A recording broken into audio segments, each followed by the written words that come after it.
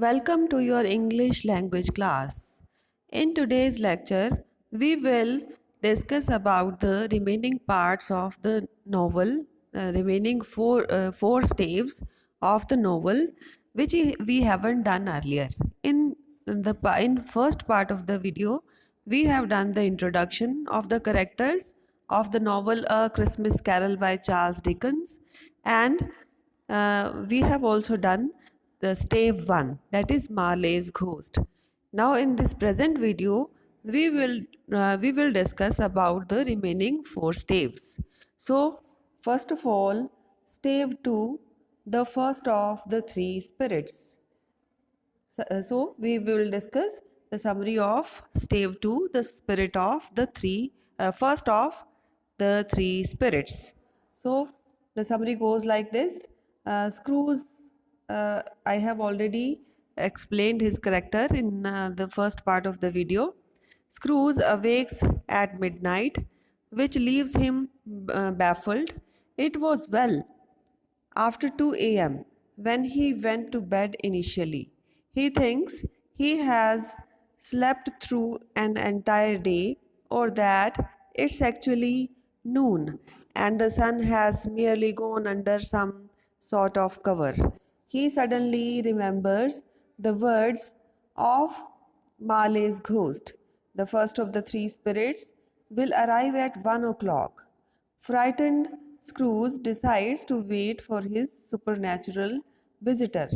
At 1 o'clock, the curtains of Scrooge's bed are blown aside by a strange, childlike figure emanating an aura of wisdom and a richness of experience. The spirit uses a cap to cover the light that glows from its head. The spectre softly informs Scrooge that he is the ghost of Christmas past and orders the mesmerized man to rise and walk with him. The spirit touches Scrooge's heart, granting him the ability to fly. The pair exits through the window. The ghost transports Scrooge to the countryside where he was raised. He sees his old school, his childhood mates, and familiar landmarks of his youth. Touched by these memories, Scrooge begins to sob. The ghost takes the weeping man into the school where a solitary boy, a young Ebenezer Scrooge, passes the Christmas holiday all alone. The ghost takes Scrooge on a depressing tour of more Christmases of the past. The boy in the schoolhouse grows older. At last, a little girl, Scrooge's sister Fan, runs into the room and announces that she has come to take Ebenezer home. Their father is much kinder, she says. He has given his consent to Ebenezer's return. The young Scrooge, delighted to see his sister, embraces her joyfully. The aged Scrooge regretfully tells the ghost that the fan fan died many years ago and is the mother of his nephew Fred. The ghost escorts Scrooge to more Christmases of the past, including a merry party thrown by Fezziwig, the merchant with whom Scrooge apprenticed as a young man.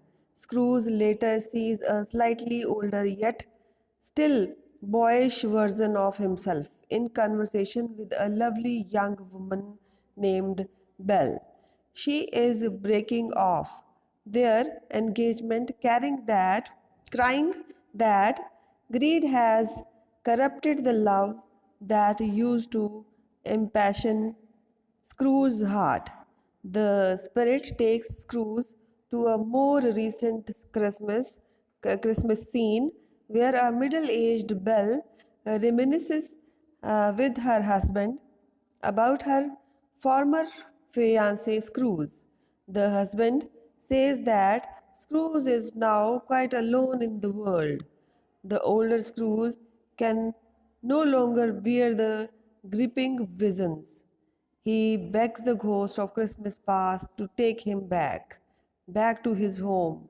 Tormented and full of despair, Scrooge seizes the ghost's hat and pulls it firmly over top of the mystical child's head, dimming the light.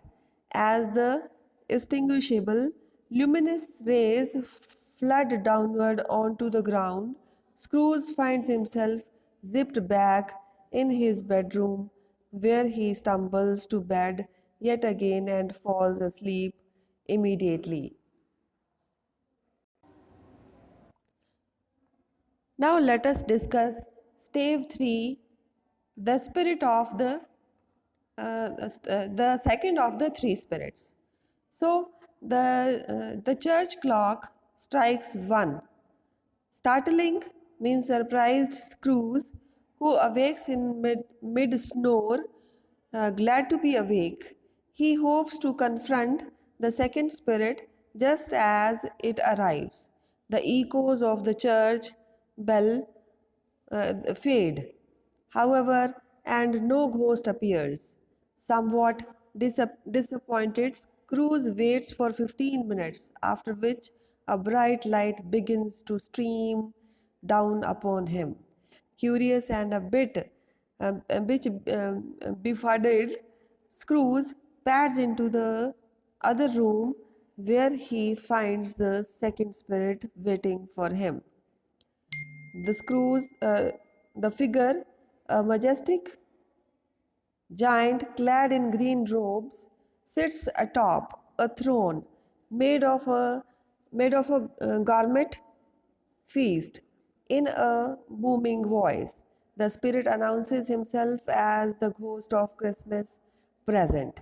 He tells Scrooge that he has more than 1800 brothers and the lifespan is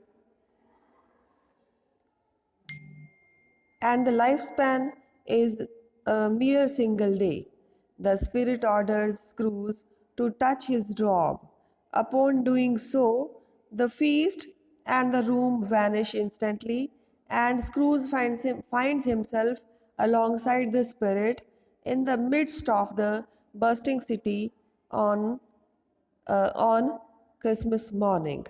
Blissful passers-by take pleasure in wondrous sights and smells abounding through the shop doors. People merrily shovel snow, tote bags of presents, and greet one another with a cheery Merry Christmas.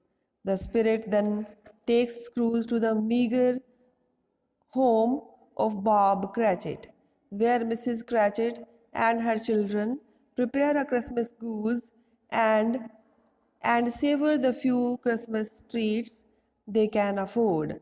The oldest daughter, Martha, returns from her job at a milliner's. The oldest son, Peter, wears a stiff clad shirt, a hand me down from his father. Bob comes in carrying the crippled young tiny Tim, on his shoulders. The family is more than the family is more than content despite its skimpy Christmas feast.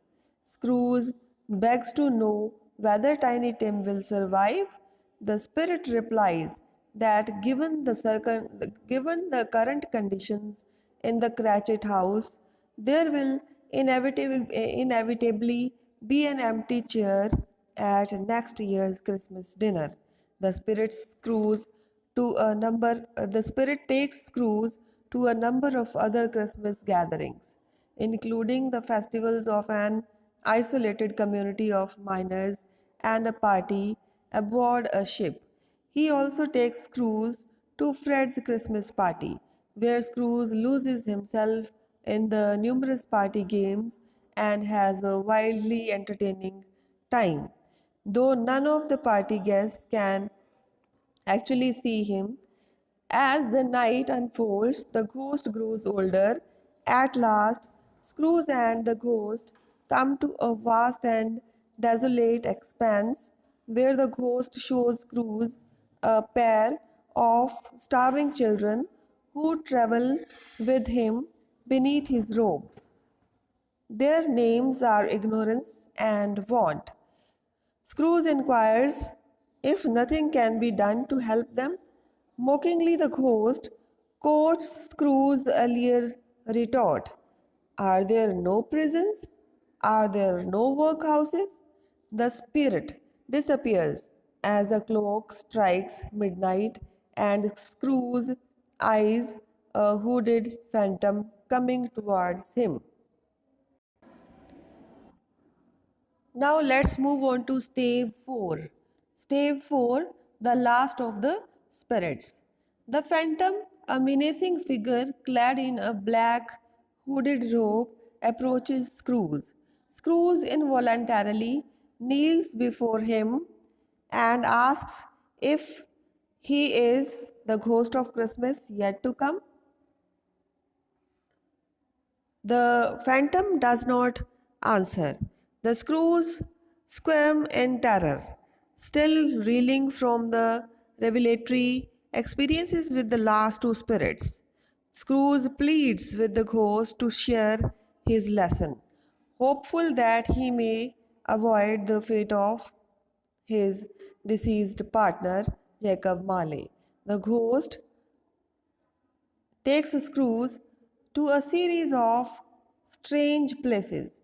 The London Stock Exchange, where a group of businessmen discuss the death of a rich man, a dingy pawn shop in a London slum, where a group of vagabonds and shady characters sell some personal effects stolen from a dead man, the dinner table of a poor family where a husband and wife express relief at the death of an unforgiving man to whom they owed money, and the Cratchit husband where the family struggles to cope with the death of Tiny Tim. Scrooge begs to know the identity of the dead man. Exasperated in his attempts to understand the lesson of the silent ghost, suddenly he finds himself in a churchyard where the spirit points him towards a freshly dug grave. Scrooge approaches the grave and reads the inscription on the headstone: Ebenezer Scrooge. Appalled, Scrooge clutches at the spirit and begs him to undo the events of his right marriage vision. Nightmarish vision. He promises to honor Christmas from deep within his heart and to live by the moralizing lessons of past, present, and future. The spirit the spirit's hand begins to tremble, and as Scrooge continues to cry out for mercy, the phantom's robe shrinks and collapses. Scrooge again finds himself returned to the relative safety of his bed.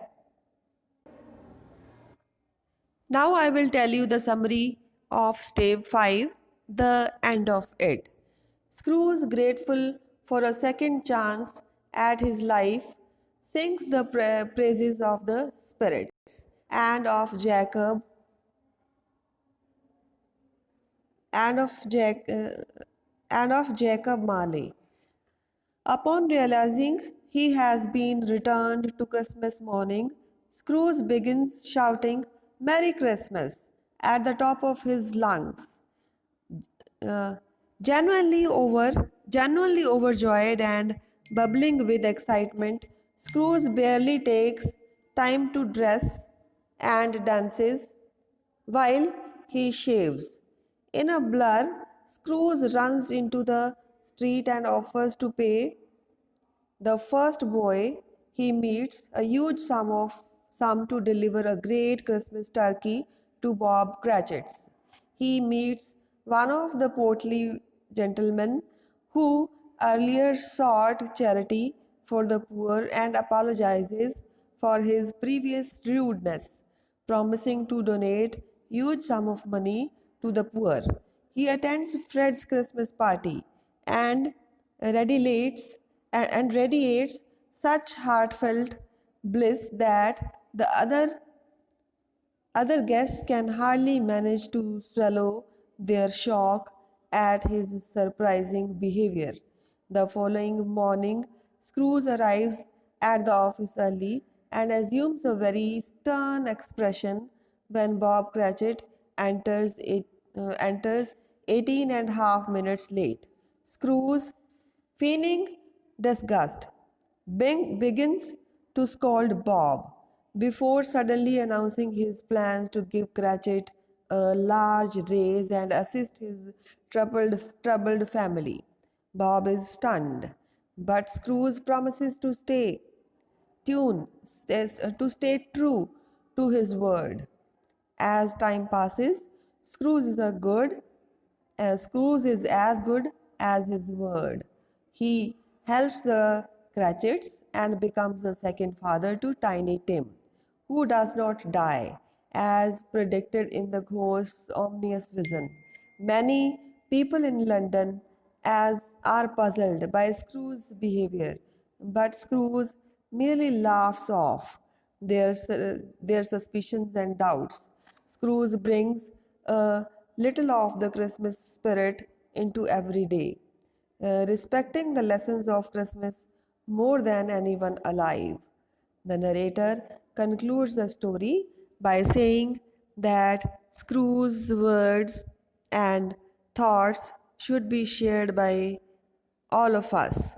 And so, as Tiny Tim observed, God bless us, everyone. God bless us, everyone. Hope you have got the summary well. Thanks.